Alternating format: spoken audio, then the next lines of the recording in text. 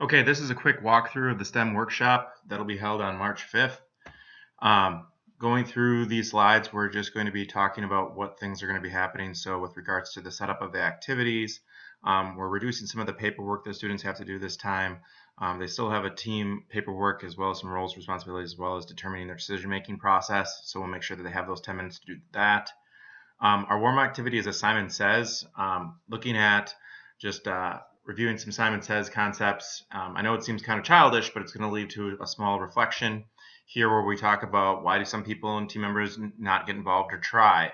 How does one team member's performance affect others? What determines if someone is listening to someone versus hearing someone? Those reflection questions are actually going to be the more powerful part of that activity. So we're going to make sure we spend a little bit of time on that because there was some discussion out of the last the last STEM day where some groups didn't gel as well, and hopefully with smaller groups this time. But this activity still requires us to actually reflect on our ability to work together. We'll be moving through this, setting up the goals, making the announcement of what our objectives are. Again, we're moving through transportation as our theme this year, and we're working with air vehicles with the zip lines. One quick note here, a background knowledge, just a 30-second to 1 minute note should be made about airfoils and explaining that an airfoil is basically a cross section of a propeller, a wing, or a sail, and that airfoil is designed to create low and high pressures. And we don't have to get into Bernoulli's principle with this, but just to create low and high pressures so that you can get movement. And that's what an airfoil provides you, is movement by creating low and high pressures. When we start the clock, we're going to talk about a 60-minute time period. So we'll have a 60-minute time period to go over go through the design process. We want to make sure that we review the design process. There are going to be 3 challenges with the design process: the rubber band, power vehicles. We're still using a rubber band as our primary power source, but just reviewing the design process with the students. We'll make sure that they understand the think phase, the make phase, and the improve phase are part of the conversation, with an understanding that we really want to emphasize part 7. We didn't get that far in the last STEM day. We really did a pretty good job with the think, but we really struggled with making decisions: who was going to make it, who was going to do it, how many people were going to be involved. And those decision-making processes really slowed down our developing and testing processes.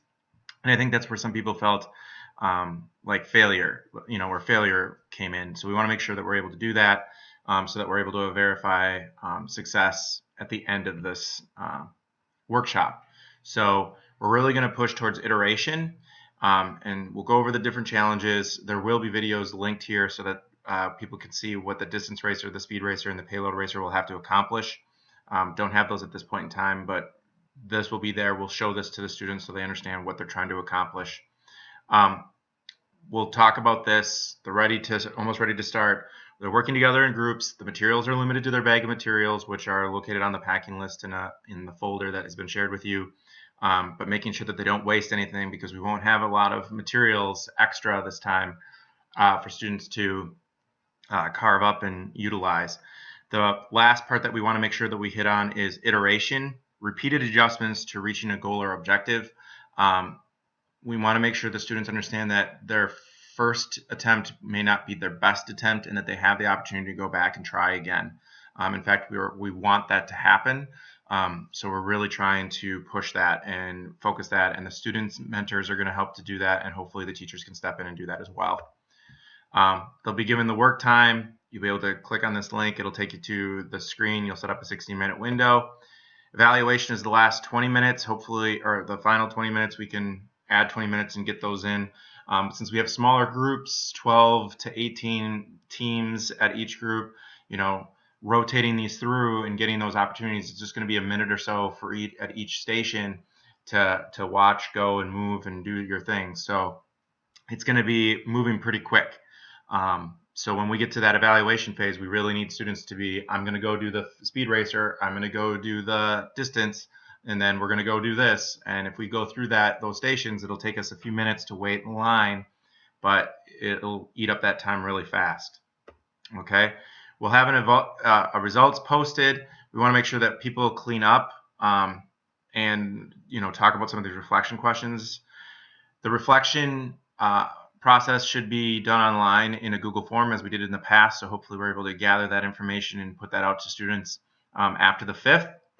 And then that should be it. So hopefully giving you some early understanding of what we're going to be doing. Please review the other materials that are located in the STEM Day March 5th folder.